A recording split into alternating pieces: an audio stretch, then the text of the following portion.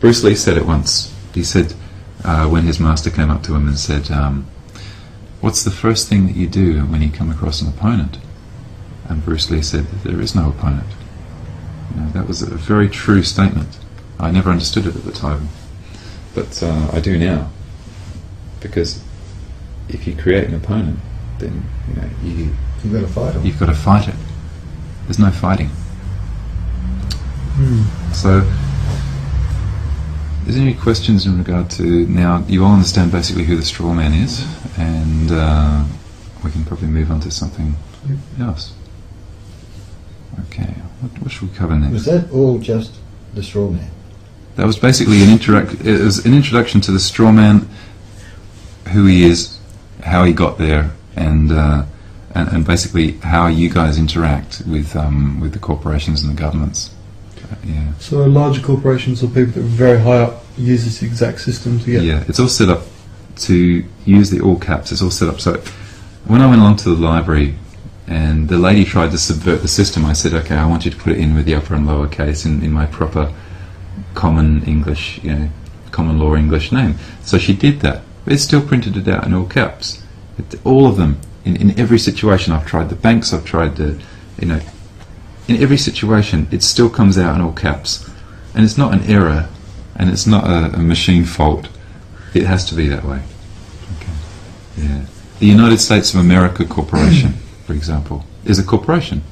It's not a country. Okay. Its jurisdiction is the 10 square miles of Washington, D.C. Okay. It's a Masonic city on its own. And that's its jurisdiction. It has no jurisdiction over the rest of the continental United States of America, but the United States of America Corporation in all caps, with its president, because every corporation needs a president, this one happened to be a Bush, has no jurisdiction over the continental United States and its in its citizens. But of course, we're all aboard that citizenship again. Yeah. So okay. What should we talk about? Very good, very good. Well, that's kind of a bit of an overview. So let's talk about some more personal stuff, like how this might affect. Does anyone have any questions about how this stuff would affect each of us?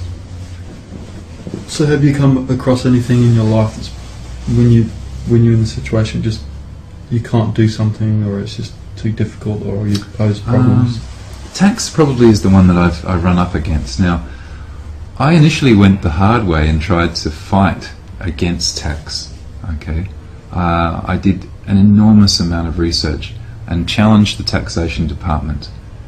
And to try not to pay tax? Or? No, to try to get the taxation department to prove that there was a liability between me and the taxation department, and they couldn't do it. They couldn't prove that there was a connection. And so not only did I write the 20 questions, that they only got 3 right, I then produced a document based on that, and I gave them the supporting evidence, and I faxed it all off and never heard from them. Would you happen to know or have a copy of those 20 questions? I do. I have all of those on my machine. Would I be able to get a copy? Sure. Because there's someone I'd like to put them to. Sure. You're welcome.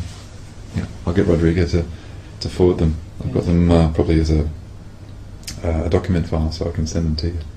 Yeah. Oh, lovely. Yeah, they're very interesting. But when I realised that there was no lawful money in circulation, it kind of discounted everything. It kind of made it all funny to me, because I realised there was no taxable event. Anyway, so bang, there's one sentence and the whole lot's gone. So all that research that I did was just bollocks. Yeah. So getting back to the credit card thing, just for a second here. A friend of mine was $47,000 in debt. I was $5,000 in debt before as well. So I'd known. I followed the process and I got rid of my $5,000 debt. And a friend of mine said, "Can you do it for me?" And he had $47,000 in debt. 40,000 of it was a home loan to Bank SA, which is St George Bank, and 7,000 was to GE. Now, I'd already dealt with GE. I knew what goes on at GE, and so I knew how to handle them. It was a piece of cake, right? So it took all up, I think it was around 2 months to completely wipe his debt clean. And in the beginning he was very skeptical, and everyone, like his mother, was saying, don't do it, it's not going to work, it's not possible. Even my parents, would say that. And I had to explain all this stuff very carefully, and I said, look, I'm not going to do anything wrong at all. I'm not going to put you into any harm, and we're not going to do anything illegal.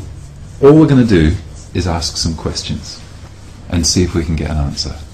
So I wrote for him a half-a-page letter asking basically 4 or 5 questions, and I can give you a copy of that letter. Actually, I should probably grab my laptop right now, and we'll just take a momentary break. I'll grab my laptop. So have you Yes. read more and further into actually doing this?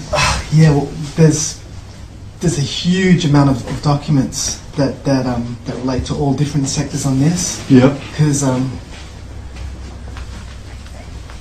basically Agent J has been studied this full on for a couple of years to get a handle on it. You believe me, I did my head in. So did someone introduce you to this? Or? Yeah, Tristan actually introduced me to this, and he sent me, interestingly enough, he sent me this this document. I forget what the name of it was, but it was by Mary Elizabeth Croft, and it was on this whole proof of claim thing, and how I think it was called Cracking the Code, or How I Clobbered the Banks, one of those sorts of things.